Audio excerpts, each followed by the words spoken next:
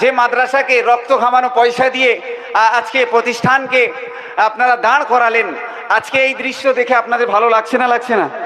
লাগছে না? লাগছে না? এই আনন্দমুখর পরিবেশ তৈরির পিছনে আপনারও অবদান আছে।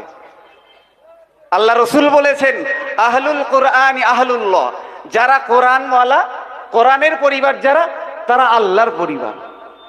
সুবহানাল্লাহ বলেন। আপনারা আল্লাহর পরিবারের ভুক্ত হয়ে গেছেন। কিয়ামতে জান্নাতে যাবে হাফেজ, আপনিও দাবিদার থাকবেন, আপনার সুপারিশ করে এরা জান্নাতে নেবে। সবাই বলুন আল্লাহুম্মা আমিন। তো যাই হোক, হুজুররা বসে আছেন, আমি লম্বা কথা বলবো না। আমাদের আপনারা শুনেছেন, আমাদের রানীগাছি আবু জাফরিয়া সিদ্দিকিয়া হিফজুল কোরআন মাদ্রাসা, আমরা পঠন পাঠন সুনামের সহিত বিগত কয়েক বছর ধরে আপনারা দেখছেন এখান থেকে চলে আসছে, হাফিজরা ফারেগ হচ্ছে। আমাদের ছেলেরা তারা কোরআন শরীফ শুরু থেকে শেষ পর্যন্ত পরীক্ষকের কাছে শুনিয়েছে, তবেই আজকে তাদের মাথায় এ দস্তরবন্দি, এ সনদ তাদের হাতে দেওয়া হয়েছে। পীরজাদা হুজুররা তাদের হাতে দিয়েছেন। দোয়া করবেন এই ধারাবাহিকতা আল্লাহ যেন কবুল করেন। সকলে বলি আল্লাহুম্মা আমিন। ছোট্ট দুটো ঘোষণা, আগামী 2026 শিক্ষাবর্ষে আমরা ভর্তি নেব আপনার 21/12/2025 এই তারিখে প্রবেশিকা পরীক্ষা হবে। তার আপনার অ্যাডমিশান যে আপনার ফর্ম হয় সেটা আমাদের পাবলিশড হচ্ছে এবং ইন্টারনেটে আমাদের নোটিশ দেওয়া আছে কবে ভর্তি হবে, কত টাকা ভর্তি ফি, কী কী লাগবে সেগুলো আপনারা একটু খেয়াল রাখবেন। সাথে সাথে আগামী 2026 সাল রমজান বাদ বড় সিদ্ধান্ত নেওয়া হয়েছে, মাদ্রাসা কমিটি নিয়েছেন, গ্রামবাসী আপনারা নিয়েছেন, যে আমাদের রানীগাছি আবু জাফরিয়া সিদ্দিকিয়া হিফজুল কোরআন মাদ্রাসা এ পরিবারকে আল্লাহ বাড়িয়ে দিয়েছেন, বড় করে দিয়েছেন। আগে ছিল 35-40টা ছেলে, এখন আল্লাহ 135 করেছেন। জোরে বলেন না নারায়ে তাকবীর, নারায়ে তাকবীর। আপনার অবদান আছে এর পিছনে, দাতা বান্দাদের অবদান আছে। আল্লাহ আজকে এই জায়গায় নিয়েছেন।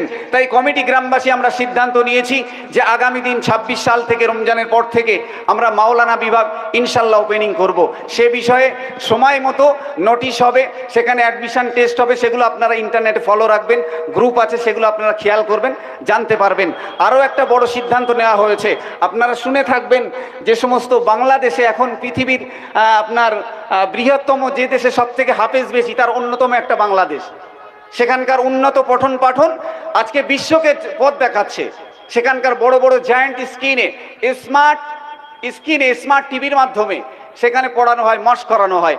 আমাদের রানীগাছি মাদ্রাসা আমরা সিদ্ধান্ত নিয়েছি আগামী দিন বড় স্ক্রিনে স্মার্ট টিভি যেটাকে বলা হয়, তার মাধ্যমে আমাদের ছাত্রদেরকে মশ করানো হবে, তেলাওয়াতের মান উন্নত করবার লক্ষ্যে। বর্তমান সময়কে মাথায় রেখে আমরা এই সিদ্ধান্ত নিয়েছি। আপনারা দোয়া করবেন আল্লাহ যেন সেটা তৌফিক দেন। অনেক ব্যয়বহুল ব্যাপার বাপ, 1 মাস গেলে, 1 মাস পার হবে 80 থেকে 90 হাজার টাকা খরচ আছে। কিছু দেন ছাত্র অভিভাবকরা, শিরোভাগ আমাদের এই রানীগাছি গ্রামবাসী খরচ বহন করে।